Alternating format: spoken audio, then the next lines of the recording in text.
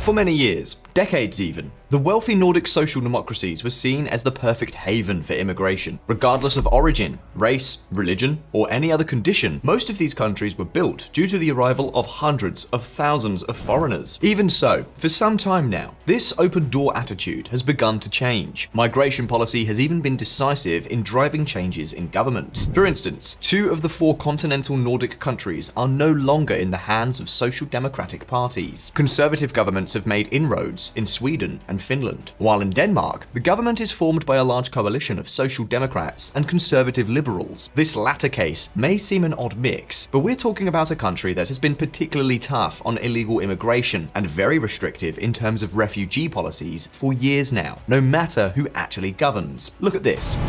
Mette Frederiksen, the face of the anti-immigration left in Denmark, advocating a zero-refugee policy. Her government has pursued a controversial project to relocate asylum seekers to Rwanda while their applications are processed. The country has also revoked residence permits for Syrians hailing from regions it considers safe. And of course, at this point, many of you may be wondering, why is it that the Nordic countries, which have traditionally been so open and so tolerant of the arrival of migrants, are now radically changing their tune? More importantly, what kind of policies are they putting in place? And why are we talking about them on Visual Politic? Could this be a taste of what is to come in the next few years? Well, these questions and more will be answered coming up. Step on the gas and let's get started.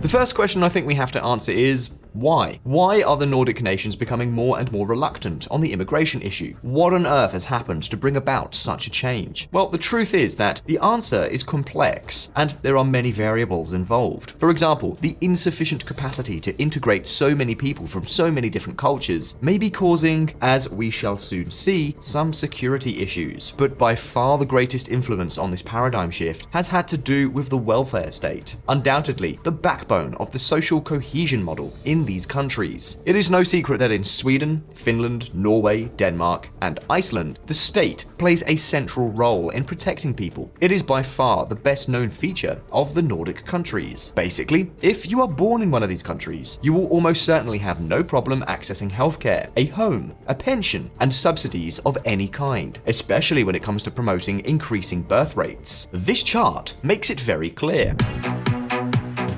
To give you an idea, the 5 Nordic countries are in the top 10 countries with the highest spending on education and healthcare as a percentage of GDP. And right up there on the podium, we find 2 of them, Iceland and Denmark. Naturally, these elephantine welfare states have to be financed in some way, for instance, through taxes. The Nordic countries have a tax burden of more than 40%, and obviously the fact that they are historically rich, advanced, and very competitive economies also helps them to have first-class public services. This means that in these countries, a high percentage of workers are highly qualified professionals with high salaries. This makes it easier for the state to collect a lot of money and maintain very high social benefits without excessively limiting the purchasing power of its workers and the competitiveness of its companies. So what is the problem? Well, the problem is that a very large number of the immigrants that these countries have received in recent years are people without good educational or professional training, and that greatly limits their fiscal contribution,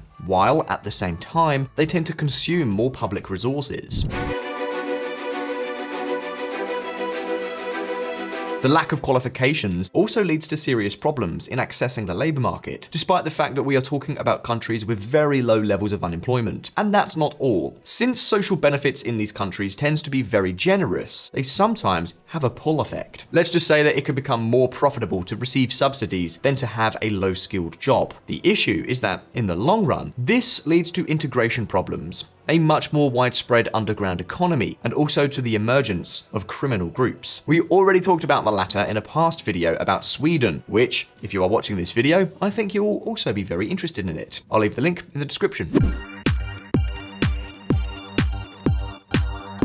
The The point is that, for all these reasons, the large increase in immigration that has taken place in Europe in recent years has had a much greater impact on the welfarist Nordic states than on other European countries. Think about it for a moment. The incentive for people to go to countries with so many subsidies is enormous, which logically has also led to a significant increase in social spending in these countries. Then on top of that, if we add the increase of refugees registered since the outbreak of the war in Ukraine, the cocktail becomes even more bitter. Visualpolitik community, all that we are telling you has had two very clear effects. On the one hand, the Nordics are seeing how their public services and welfare state are degrading, basically because there are more and more claimants. Claimants who, in most cases, have contributed nothing or very little to the system. This generates an important structural gap in the short and medium term. And on the other hand, we have the economic and financial effect, as some countries have had to choose either to cut benefits or to increase taxes. Norway to hike taxes by $3 billion on power firms, fish farms, costs linked to taking in refugees, ongoing public construction projects, benefit payments, and household power subsidies will rise by some 100 billion crowns in 2023, the government has said. We're talking about a scenario that is starting to cause a lot of unrest. And precisely to curb this drift, the old and well-known Nordic social democracies are tightening the requirements for access to public benefits, while also doing away with their open door policy and their traditionally tolerant stance on immigration. Finland's new government announces paradigm shift with immigration crackdown. Residence permits granted under international protection will become temporary and their duration will be reduced to the EU minimum. They will in future be withdrawn if a person is on holiday in their country of origin. It also aims to establish separate social security benefit systems for immigrants and permanent residents. Now, if all this is not enough for you, give us a moment, because we have only just begun. Nordic states to tighten collaboration on migrant deportations. One common goal was ensuring the deportation of foreigners without residence permits to their countries of origin. On the 31st of October 2023, the 5 Nordic countries signed 3 initiatives that represent a further step in this complete paradigm shift. We are talking about a new strategy to promote the voluntary departure of immigrants and refugees, as well as the expulsion of illegal immigrants. Nevertheless, even taking this change into account, the truth is that one country in particular is being the toughest by far in trying to tackle the problems that have been caused in recent decades. A country where the iron fist is a general consensus among all political forces. We are talking about Denmark. What we are going to tell you may surprise many of you, and above all, it may change your opinion or the image that you have of the land of Lego and licorice. Just 3 decades ago, Denmark was one of the most open to immigration and refugees in all of Europe, and perhaps the world. It was also one of the countries that put the most aid on the table. Yet, not even a shadow of that Denmark remains today. So naturally the question is, what exactly are we talking about when we say that Denmark is using an iron fist? Is it perhaps the advanced pupil that is leading the way for a new policy throughout Europe? Well, let's take a look.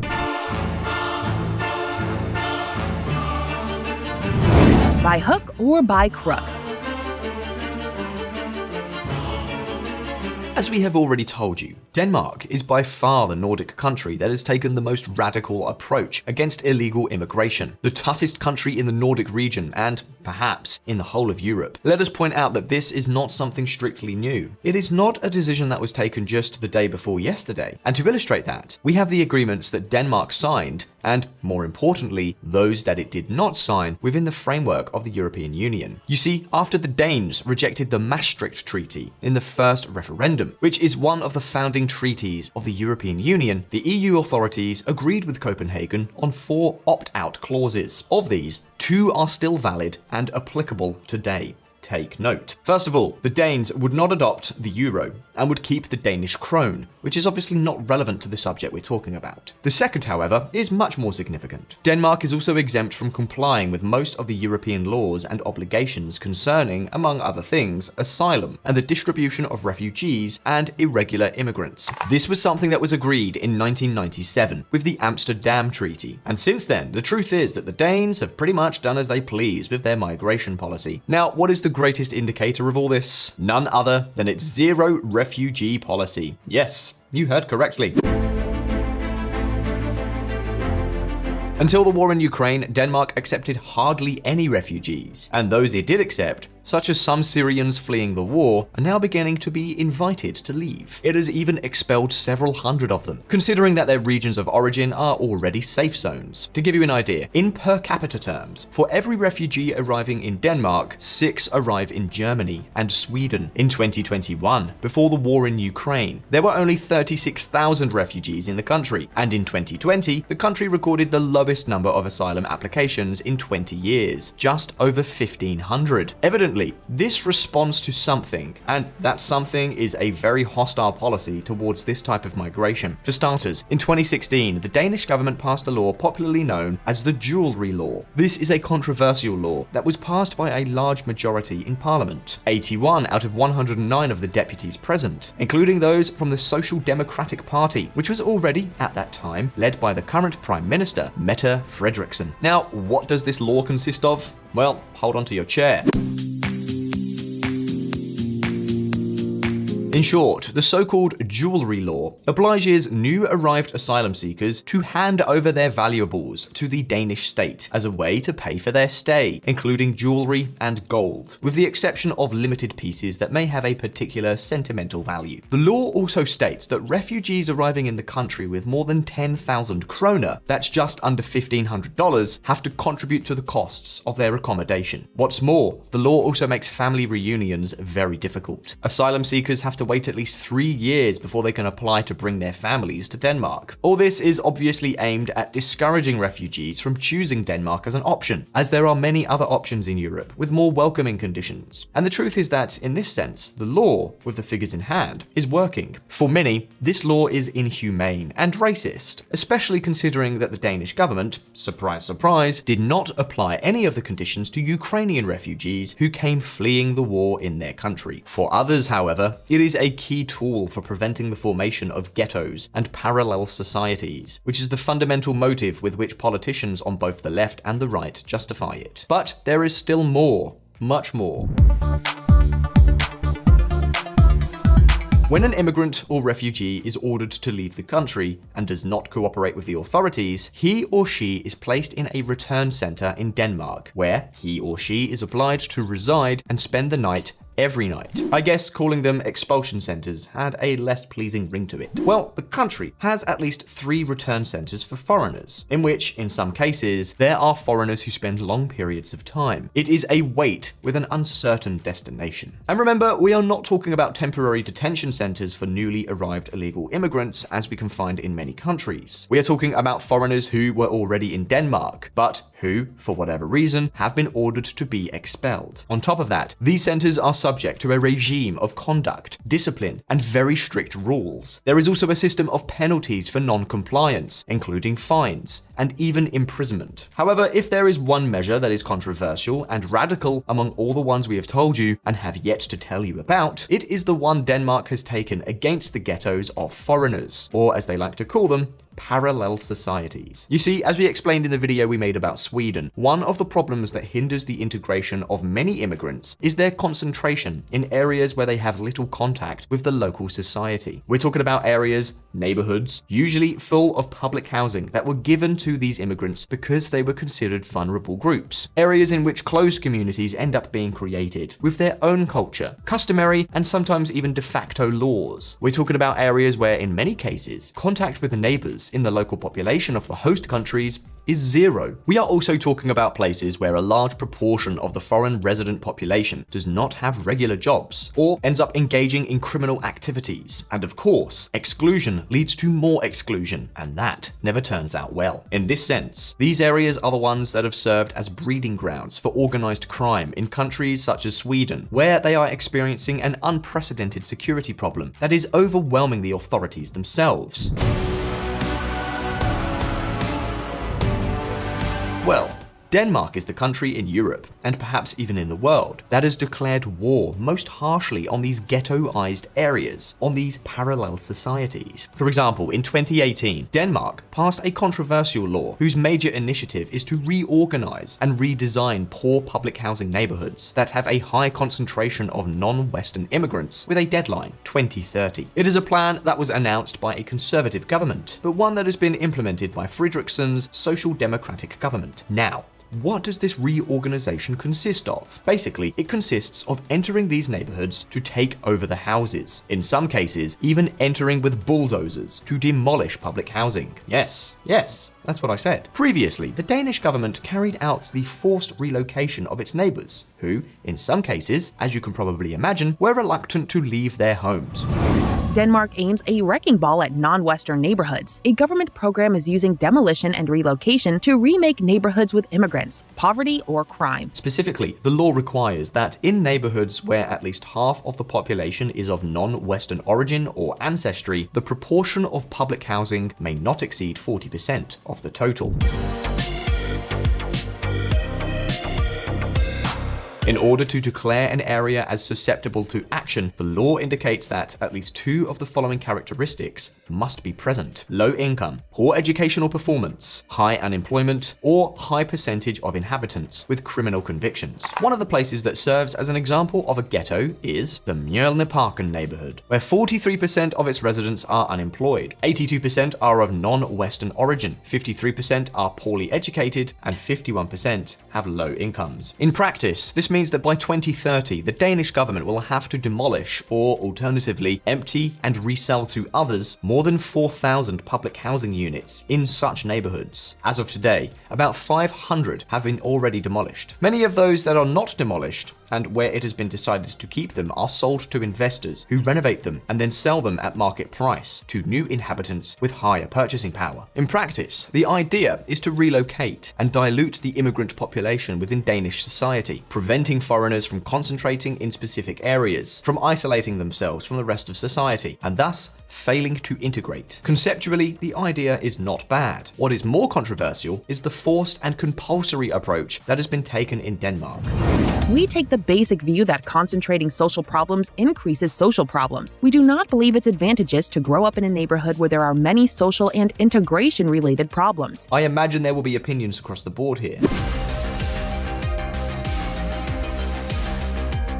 But we're not done yet. There's still more. Apart from this housing and rehousing policy, Denmark also decrees that young children in these areas spend at least 25 hours a week in preschools, where they are taught the Danish language, and I quote, Danish values. And while it is still too early to tell whether these measures will succeed or fail, what we do know is that Denmark is becoming something of a laboratory for many European countries with similar problems. Of course, one of the risks that exists, and it is not exactly a minor risk, is that the policy of forced relocations and a heavy hand against refugees and illegal immigration will increase the feeling of unsettledness. When a person feels very rootless, singled out, and stigmatized by the society around them, they can, in some cases, develop anger and hatred that can lead to higher levels of radicalization and unlawful behaviors. Obviously, this is something that the Danish authorities are aware of and will have to keep an eye on. It is potentially a very significant risk that needs to be taken into account. The thing is, visual politic community, that in Denmark today, the concept of multiculturalism generates a significant social rejection.